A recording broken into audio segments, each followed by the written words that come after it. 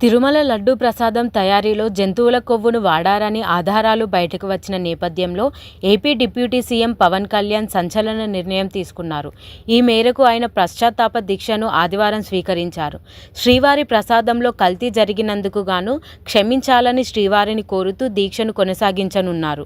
ఈ క్రమంలోనే ఆయన మీడియాతో మాట్లాడుతూ తిరుమల లడ్డూను దేశంలోనే ప్రతి భక్తుడు మహాప్రసాదంగా భావిస్తారని పేర్కొన్నారు. ఈ వివాదంలో తమకు ఎలాంటి రాజకీయ లాభాపేక్ష లేదని స్పష్టం చేశారు. గత ప్రభుత్వం సంస్కరణల పేరుతో టీటీడీ పరిధిలోని అనేక మార్పులను చేసిందని గుర్తు చేశారు. ఇక రాష్ట్ర వ్యాప్తంగా వైసీపీ పాలనలో 219 ఆలయాలను సైతం అపవిత్రం చేశారని ఆరోపించారు.